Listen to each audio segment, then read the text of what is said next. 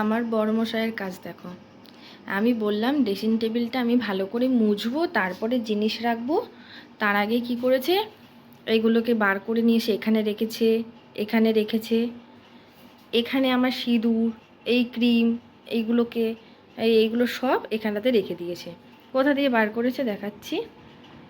এই যে এইটার মধ্যে থেকে বার করে ওখানে রেখে দিয়েছে গুছিয়ে। আমি বললাম সব আগে গোছাবো, ঠিক করব, তারপরও তো এখানে রাখবো। তার আগেই এগুলোকে এখানে রেখেছে।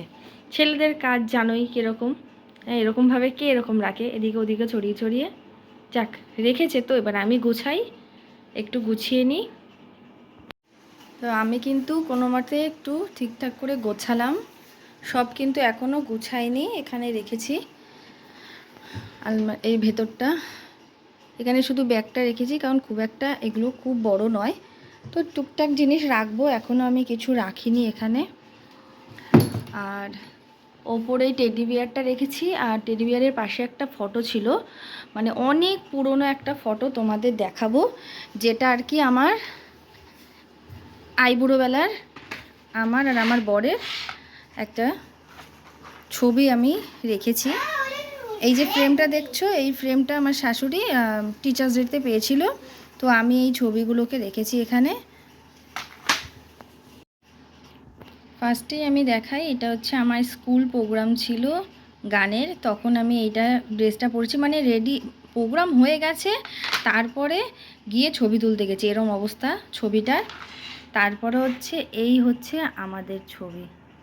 দেখো আমরা কি বাচ্চা ছিলাম না, আমার বরকে একবার দেখো আর আমাকে একবার দেখো, কি বাচ্চা ছিলাম, কারণ অল্প বয়স। আর বরের মাথায় চুল, কত চুল ছিল, আর এখন সমস্ত চুলগুলো উঠে গেল একটা কারণেই।